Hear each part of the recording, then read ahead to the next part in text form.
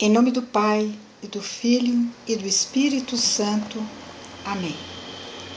Bendigamos ao Senhor por mais uma vez estarmos aqui, juntos, reunidos, meditando sobre a situação das nossas missões, que não é só uma dor do coração da Nova Aliança, mas é uma dor do coração do Papa, dos nossos bispos, dos nossos sacerdotes, porque estamos conscientes desta redução do número dos fiéis. Quero continuar o vídeo dos dias 20 e 22. Hoje nós estamos de novo com o mesmo assunto. Este vídeo tem por título Olhar Fixo na Promessa 2. Nós vimos no vídeo anterior como Moisés intercedeu pelo povo naquele episódio do bezerro de ouro, como Deus se irritou contra o povo e quis exterminá-lo. Mas graças à intercessão de Moisés, Deus voltou atrás, porque, como ele disse, é lento para a cólera e abundante no amor. Vamos retomar também, neste momento, o ponto 2577 do Catecismo, que termina assim: os argumentos da sua oração, da oração de Moisés, porque a intercessão também é um combate misterioso, os argumentos da sua oração inspirarão a audácia dos grandes orantes do povo judeu e da Igreja. Qual foi o argumento que inspirou a audácia de Moisés? Moisés lembrava a Deus a promessa que ele tinha feito a Abraão. E foi o que nós vimos no Salmo 106, versículo 23. Nesse versículo do Salmo, o salmista coloca Moisés pedindo que Deus recapitulasse um pouco aquilo que ele havia dito a Abraão, a Isaque e Jacó, a promessa de uma abundante descendência, uma numerosa descendência para esses patriarcas da nossa história. Eu lembro que nós estamos conversando, estamos refletindo sobre a diminuição do número de pessoas que têm participado, que têm procurado as congregações religiosas, os seminários, os grupos de oração e também as novas comunidades. Hoje eu quero meditar com vocês sobre como foi essa oração intercessória de Moisés. Estamos, portanto, então, no livro do Êxodo, capítulo 32, versículos de 11 a 13. Eu vou ler para vocês. Moisés tentou aplacar o Senhor, seu Deus, dizendo-lhe: por que, Senhor, se inflama a vossa ira contra o vosso povo que tirastes do Egito com o vosso poder e a força de vossa mão? Não é bom que os egípcios digam: com um mau desígnio, uma má intenção, os levou para matá-los nas montanhas e suprimi-los da face da terra. Aplaque-se o vosso furor e abandonai vossa decisão de fazer mal ao povo. O que nos interessa é agora. Lembrai-vos de Abraão, de Isaaque e de Israel, vossos servos, aos quais jurastes por vós mesmo de tornar sua posteridade tão numerosa como as estrelas do céu, e de dar aos seus descendentes esta terra de que falastes como uma herança eterna. e o Senhor se arrependeu das ameaças que tinha proferido contra o seu povo. Eu tenho absoluta certeza que você, que está mais por dentro da história da nossa comunidade, já fez a ligação devida, já fez a relação devida.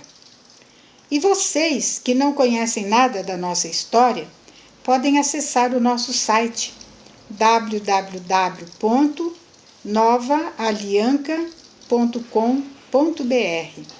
Lá você vai entrar no link, no menu institucional e vai procurar onde está escrito História. Ali você vai entender como foi a inspiração com que Deus começou esta obra da comunidade católica Nova Aliança. Também para mim, como está escrito lá, foi feita uma promessa de Deus naquela poça de água parada da chuva em Iperuíbe, em Peruíbe, na Praia de Santos, onde fervilhavam girinos, e Deus dizia para mim: dá para você contar quantos são? E não dava para contar. É assim que vão te procurar. Meus queridos, essa história marcou tanto a minha vida que há mais de 30 anos eu a estou contando para quem quer ouvir.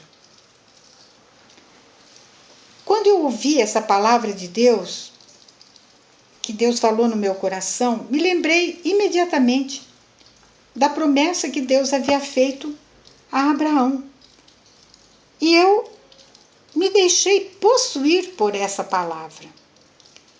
Portanto, exorto a todos os coordenadores, os pregadores, o pessoal do nosso governo, a que não se desanimem por verem tão poucas pessoas hoje e não a nossa casa cheia como era no princípio, a não desanimarem, a não desistirem, porque existe uma promessa de Deus para nós. Nós poderíamos até dizer que ela já foi cumprida, porque com quantas pessoas hoje nós encontramos dentro e fora da igreja que testemunham para nós que suas vidas que sua vida foi marcada pela passagem pela Nova Aliança. Porém, nós não somos de desistir. Nós não somos de duvidar de que esta promessa, se já foi cumprida, ela continua sendo cumprida e vai ser cumprida. Por isso, nós temos que nos apegar a esta promessa que Deus fez. Aliás, eu quero comentar com vocês uma oração feita por São Clemente de Roma. Esse santo, que foi um dos primeiros sucessores de São Pedro na Cátedra de Roma, um dos primeiros papas, tem uma exortação à comunidade cristã da cidade de Corinto. Esta exortação, que está na carta que ele escreveu a essa comunidade, foi escrita por volta do ano 96 da era cristã. E vejam lá o que é que ele escreve. Que o Criador do universo conserve intacto em todo o mundo o reduzido número de seus eleitos, por seu Filho bem-amado, Jesus Cristo. O que é que o bispo está fazendo para levantar o ânimo dos coríntios que talvez estivessem desanimados, porque eles já não tinham mais aquela alegria de tantos optarem pelo cristianismo. O Papa, né, São Clemente, diz que o Criador do universo conserve intacto em todo o mundo o reduzido número de seus eleitos. Nós estávamos no início do cristianismo, se bem que era uma época de perseguição. Porém, há também aquele dito dos padres que diziam: quanto mais se perseguia os cristãos, mais cristãos optavam, né? Mais pessoas optavam pelo cristianismo. O sangue dos cristãos é semente de novos cristãos. Estamos no início. E como nós lemos em Atos, cada vez que havia uma pregação de um dos apóstolos, de Pedro, de Estevão, de Paulo, a gente via aquela primitiva comunidade cristã crescendo cada vez mais. Não só em número, mas em entusiasmo, em envolvimento. Eu acho que é isso que nos interessa. Se nós conseguirmos que este reduzido número de pessoas, número dos eleitos, número dos escolhidos para vivenciarem o nosso carisma, se conseguirmos manter este número, embora reduzido, intacto, isto é, blindados contra os ataques do maligno, contra a mentalidade do mundo. E por isso nós precisamos caprichar muito em 2 pontos importantíssimos da nossa comunidade. A vida de oração, 3 pontos, aliás. A vida de oração, a vida sacramental e a nossa missão de evangelizar e catequizar o nosso povo. Ensinar as verdades da sã doutrina da fé da nossa Igreja Católica. Porque sem base, gente, ninguém se sustenta. Então, pregadores, exorto vocês a capricharem nesses 3 pontos na sua vida pessoal. Estudem, aprofundem as verdades que vocês vão pregar, para que a sua palavra saia de um coração ungido pelo Espírito Santo. E mais, uma palavra cheia de autoridade. Deixo com vocês uma palavra do cardeal Sinens, que, diante de um grupo da renovação carismática, isso lá pelos anos 1970 e pouco, né, estava passando por um momento difícil na igreja. Tudo que é novo espanta. E os carismáticos, no começo da sua experiência, se apresentavam como um fenômeno novo dentro da igreja e para a igreja. E por isso foram muito rejeitados, né? Pouco aceitos. E o cardeal Sinens, exortando os carismáticos a que não desistissem, disse uma palavrinha para eles que é para nós agora. Acreditem em Deus. Acreditem que Ele chamou vocês. Acreditem no que vocês são.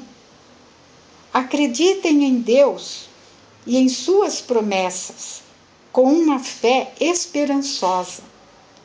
Fé não é acreditar em algumas coisas em geral, mas é esperar que Deus faça o que prometeu fazer. Precisamos tomar sua palavra e esperar que se realize o que ele disse que faria.